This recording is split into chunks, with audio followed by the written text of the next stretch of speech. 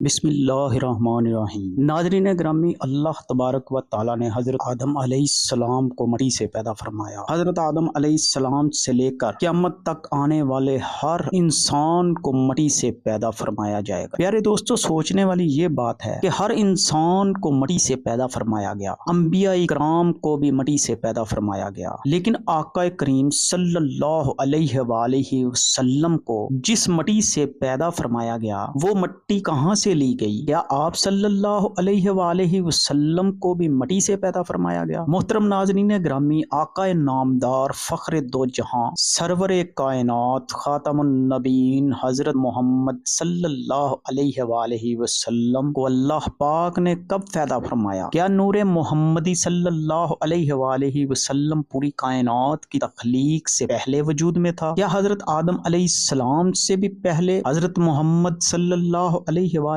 وسلم کو پیدا کیا گیا؟ کیا حضرت آدم علیہ السلام کی طرح نبی پاک صلی اللہ علیہ وآلہ وسلم کو بھی سجدہ کروایا گیا؟ پیارے دوستو، یہ وہ سوالات ہیں جو کہ ہمارے ذہنوں میں اکثر گھومتے رہتے ہیں، لیکن ہم ان کے جوابات تلاش نہیں کر سکتے۔ تو ناظرین گرامی، آج کی ویڈیو میں ہم آپ کو انہی سوالات کے جوابات حدیث اور قرآن پاک کی روشنی میں دیں گے۔ پیارے دوستو، قرآن و حدیث کی تمام تشریحات اور تفسیرات چھاننے کے بعد اول تا آخر ہمیں یہ معلوم ہوتا ہے کہ پوری بزم کون و مقام میں محبوبیت اعلیٰ کے مقام پر ایک ہی ذات اور ایک ہی شخصیت فائز ہے، اور بے شک وہ نبی آخر الزمان، تاجدار کائنات، رحمت للعالمین حضرت محمد صلی اللہ علیہ وآلہ وسلم کی مبارک ذات ہے۔ بھلا اس ذات سے بھی افضل کوئی ہو سکتا ہے کہ جس کے لیے اللہ پاک نے تمام مخلوقات کی تخلیق کی؟ حضرت امام آلوسی تفسیر روح المعانی 1-51 میں حدیث قدسی بیان فرماتے ہیں، محبوب اگر آپ کو پیدا نہ کرتا تو کائنات ہست و بود کو بھی وجود میں نہ لاتا۔ پیارے دوستو، سب سے پہلے نبی پاک صلی اللہ علیہ وآلہ وسلم کے نور کی تخلیق کی بات کرتے ہیں۔ نبی پاک صلی اللہ علیہ وآلہ وسلم کی تخلیق کے باب میں یہ بات ذہن نشین کر لیں کہ ائمہ عقائد کے نزدیک آپ صلی اللہ علیہ وآلہ وسلم کے نور تخلیق کے اعتبار سے پوری کائنات پر حقیقی اولیت ہر قسم کے شک و شبہ اور اختلاف سے بالا تر ہے۔ تمام ائمہ کرام اس بات کے قائل ہیں کہ نور محمدی صلی اللہ علیہ وآلہ وسلم کو سب سے پہلے تخلیق کیا گیا۔ حضرت امام ترمذی حضرت جابر بن عبداللہ رضی اللہ تعالی عنہ سے روایت کرے ہیں، میں نے نبی پاک صلی اللہ علیہ وآلہ وسلم سے عرض کیا، یا رسول اللہ، اللہ نے سب سے پہلے کون سی چیز پیدا فرمائی؟ قربان جائیں، آقا کریم صلی اللہ علیہ وآلہ وسلم نے ارشاد فرمایا، اے جابر،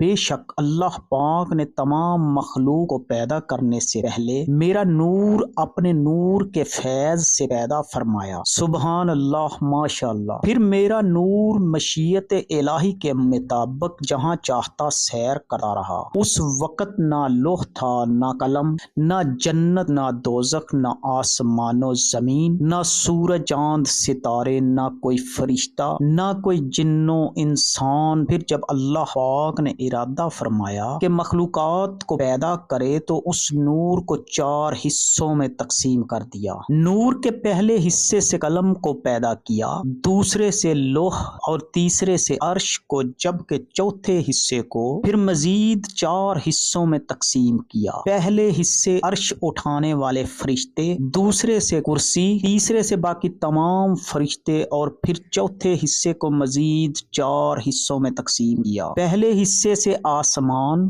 دوسرے سے زمین، تیسرے سے جنت اور چوتھے سے دوزخ کو تخلیق فرمایا۔ پیارے دوستو، حدیث قدسی میں اللہ پاک نے خود ہی نور محمدی سے ہر شے کو تخلیق فرمانے کی وجہ بیان فرمائی ہے۔ ارشاد باری تعالیٰ ہے، اگر میں محمد کو پیدا نہ کرتا تو نہ آدم کو پیدا کرتا اور نہ زمین و آسمان کو۔ حضرت امام قسطلانی رحمت اللہ علیہ روایت کرتے ہیں کہ نور محمدی صلی اللہ علیہ وآلہ وسلم کو اللہ پاک نے حکم دیا کہ انوار انبیاء پر توجہ کرے، بس اس نور نے سب انوار کو ڈھانپ لیا تو اللہ پاک نے انوار انبیاء سے ارشاد فرمایا کہ یہ میرے محبوب محمد صلی اللہ علیہ وآلہ وسلم کا نور ہے، اگر ان پر ایمان لاؤ گے تو تمہیں شرف نبوت سے سرفراز فرمایا جائے گا۔ ناظرین گرامی، اس کا ذکر قرآن پاک میں اللہ پاک یوں فرماتا ہے، یعنی یاد کرو اس وقت کو جب اللہ تعالیٰ نے تمام انبیاء سے یہ عہد لیا کہ جب میں تمہیں کتاب اور حکمت عطا کر کے مبعوث کروں تو اس کے بعد آپ کے پاس میرا پیارا رسول آ جائے، تم سب اس پر ایمان لانا اور اس کے مشن کی مدد کرنا۔ ناظرین گرامی، حضرت امام ترمذی حضرت ابو ہریرہ رضی اللہ تعالیٰ عنہ سے روایت کرتے ہیں کہ صحابہ نے پوچھا، یا رسول اللہ صلی اللہ علیہ وآلہ وسلم، آپ کو نبوت کب عطا فرمائی گئی؟ تو رسول اللہ صلی اللہ علیہ وآلہ وسلم نے ارشاد فرمایا، اس وقت جب آدم علیہ السلام ابھی روح اور جسد کے درمیان میں تھے، یعنی ان کے تن میں ابھی جان بھی نہ آئی تھی۔ احکام ابن القطان میں حضرت امام زین العابدین رضی اللہ تعالی عنہ سے روایت ہے کہ انہوں نے اپنے والد حضرت امام حسین رضی اللہ تعالی عنہ اور انہوں نے اپنے والد حضرت علی رضی اللہ تعالی عنہ سے روایت نقل کی ہے کہ نبی کریم صلی اللہ علیہ وآلہ وسلم نے ارشاد فرمایا، میں آدم علیہ السلام کے پیدا ہونے سے 14,000 سال پہلے اپنے پروردگار کے ہاں ایک نور تھا۔ صحیح مسلم میں ہے کہ حضور صلی اللہ علیہ وآلہ وسلم نے ارشاد فرمایا کہ اللہ تعالیٰ نے آسمانوں اور زمین کی تخلیق سے 50,000 سال قبل، جس وقت اس کے اقتدار اور سلطنت کا عرش عالم مادی میں فقط پانی پر تھا، نیچے صرف پانی تھا اور اوپر اسی کو معلوم ہے کیا تھا، اس وقت اللہ تعالیٰ نے جو کچھ ام الکتاب یعنی لوح محفوظ میں لکھا، اس میں ایک بات یہ تھی، محمد صلی اللہ علیہ وآلہ وسلم سب سے آخری نبی ہیں۔ اسے امام بنہانی نے الانوار المحمدیہ میں نقل کیا ہے۔ واضح رہے کہ یہاں سال سے مراد ہمارے ماہ و سال نہیں، کیونکہ اس وقت تو سورج اور شب و روز وجود میں نہیں آئے تھے۔ اللہ تبارک و تعالیٰ ہی بہتر جانتا ہے کہ اس مدت سے حقیقت میں کتنا زمانہ مراد ہے۔ قرآن پاک میں قیامت کے ایک دن کی مدت 50,000 سال بتائی گئی ہے۔ اگر یہ اعتبار سامنے رکھا جائے تو خدا جانے عرصے کی درازی کا عالم کیا ہوگا۔ یہ روایت دوسرے طریق پر اس طرح آئی ہے کہ جب اللہ تعالیٰ نے حضرت آدم علیہ السلام کو پیدا فرمایا تو آپ کو نام کے ساتھ ابو محمد صلی اللہ علیہ وآلہ وسلم کی کنیت سے بلایا۔ آپ نے عرض کی، باری تعالیٰ میری یہ کنیت کیسے ہے؟ تو اللہ تعالیٰ نے فرمایا، اپنا سر اٹھاؤ۔ آپ صلی اللہ علیہ وآلہ وسلم نے اوپر دیکھا تو عرش پر نور محمدی صلی اللہ علیہ وآلہ وسلم جلوہ گر تھا۔ حضرت آدم علیہ السلام نے پوچھا، باری تعالیٰ یہ نور کس کا ہے؟ اللہ تعالیٰ نے فرمایا، یہ محمد صلی اللہ علیہ وآلہ وسلم کا نور ہے۔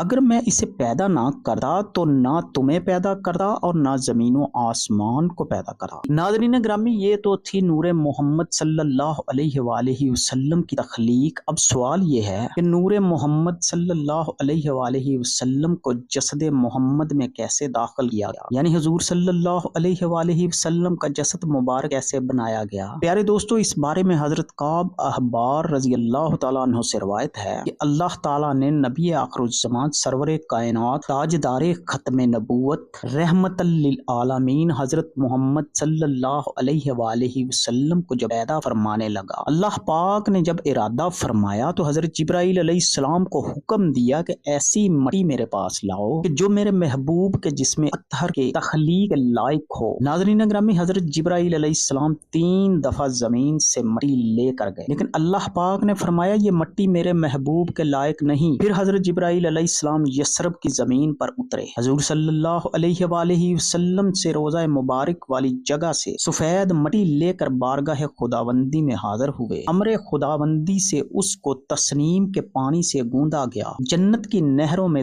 دھویا گیا، اور پھر اللہ پاک نے نور نبوت کو جو کہ حضرت آدم علیہ السلام کی تخلیق سے 14,000 سال پہلے اور زمین و آسمان کی تخلیق سے 50,000 سال پہلے پیدا فرمایا تھا، روضہ مبارک کی سفید مٹی میں رکھ اس کو لوح و قلم، عرش و کرسی، زمین و آسمان ہر جگہ پھرایا گیا تاکہ ہر شے اللہ کے محبوب کے شرف و فضل کو پہچان لے۔ پیارے دوستو، جس رات نبی پاک صلی اللہ علیہ وآلہ وسلم کا نور انور حضرت بی بی آمنہ رضی اللہ تعالی عنہا کے بطن میں داخل ہوا تو وہ جمعے کا دن تھا۔ اس رات کے دوزخ کو بند کر دیا گیا اور جنت کے دروازے दरवाजे खोल दिए गए और ठंडी हवाएं जमीन पर चला दी गईं और एक मनादी ने पूरी कायनात में निदा दी, सब गवाह हो जाओ कि छुपा हुआ नूर अपनी वालिदा के बतन में आ चुका है, जहां अब उसके जस्दे अंसरी की तकमील होगी और वो लोगों के लिए रहबरो बशरी बनकर दुनिया में तशरीफ लाएगा। रिवायत है कि उसी दिन से कुरैश पर से सख्त कहत का खात्मा भी हो गया। प्यारे दोस्तों, सूरज, चांद, सितारे, जमीनों, आसमान, यहाँ तक कि पूरी कायनात नूरे नबवी सल्लल्लाहु अलैहि वसल्लम की अता है और 12 रबीउल अव्वल अहले मोहब्बत का महीना है। अल्लाह पाक हमें इस मुबारक महीने के फैज़ो बरकत हासिल करने की तौफीक अता फरमाए। अल्लाह पाक से दुआ है कि अल्लाह पाक अपने प्यारे हबीब सल्लल्लाहु अलैहि वसल्लम के सदक़े हमें आका करीम सल्लल्लाहु अलैहि वसल्लम की शफाअत नसीब फरमाए। नाज़रीन गिरामी, अगर आपको हमारी आज की वीडियो पसंद आई हो तो कमेंट बॉक्स में आमीन जरूर लिखिएगा।